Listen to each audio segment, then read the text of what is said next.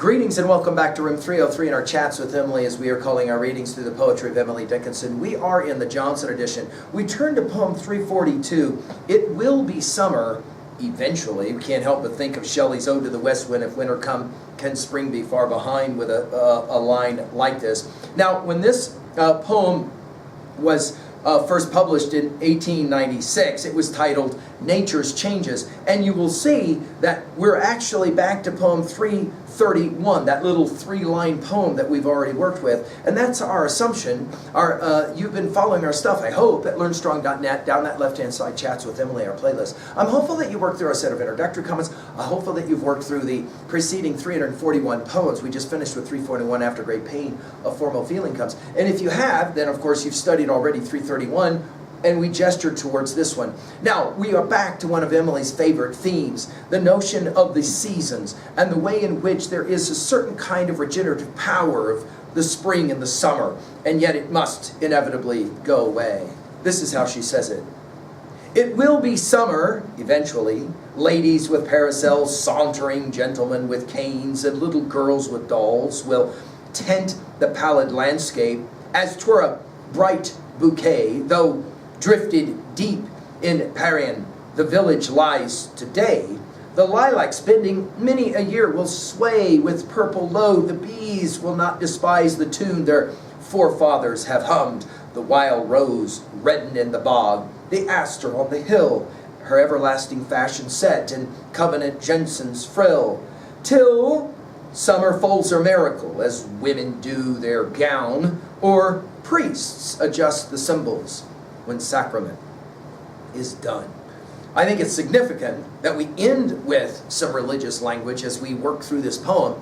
It isn't a difficult poem, but I think it is a compelling metaphor for us, that Emily is going to argue that, of course, summer is amazing, but it must inevitably be folded away. That is to say, it has to end so that we can re-experience it again. It is fascinating to read 342 after you have just read 341, After Great Pain, A Formal Feeling Comes, and the last phrase there is that letting go. Notice, it will be summer eventually is almost as if she's speaking to us the way Shelley again speaks to us in Ode to the West Wind, If winter come, then can spring be far behind. She speaks to us understanding, yeah, we're in the middle of it right now of winter. But summer is eventually going to come, and then what do we have to look forward to? Well, it's going to be a bright bouquet. Ladies of parasols, sauntering gentlemen, not with their canes, right? Little girls with dolls. All of that is going to tint, she uses the artistic language, the pallid landscape, as 'twere a bright bouquet. Her use of landscape, I can't help but think of our study of that word in our study of Milton's Paradise Lost, the Dutch landscape. I've given full lectures on Paradise Lost at learnstrong.net if you want to run that to ground. The pallid landscape as 'twere a bright bouquet, though now she'll shift. We're reminded, yeah, we're not there yet.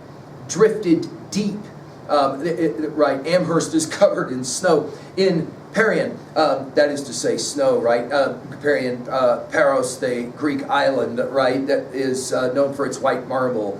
The village lies today. So, notice today we're covered in snow, but it will be summer, the key word, eventually, right? In other words, there's some sense of element of hope. You got to hold on here. However, now she'll tell us what that's going to be like. The lilacs, of course, that's the flower of the season of spring, early summer, bending many a year will sway with purple load. She loves her colors, as we pointed out, especially purple. The bees will not despise the tune their forefathers have hummed. In other words, the cyclical nature. The wild rose redden in the bog. And then we're back to poem 331 with these three lines. The aster on the hill, her everlasting fashion set, and covenant Jensen's frill. And then the word till. So notice, it will, and then till, right? What happens? Well, sure, summer's coming eventually, but then what happens?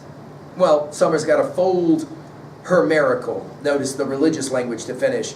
The first one, simile, is as women do their gown, or fold as priests adjust, it's an amazing verb here, the symbols when sacrament is done. Go back to poem 130, especially lines 13 through 15 for this referencing to sacrament. What exactly is it that Emily is saying here at 2a? I think her argument is that the seasons always teach us the profound element of hope, that word eventually. At 2b, well, of course, the metaphor of the seasons to somehow teach us about time and the passage of time and the cyclical nature of time, I think is significant. At 3a, we mentioned Shelley's Ode to the West Wind. If winter come, can spring be far behind? You have to hold on. You must have hope in the middle of that nasty winter.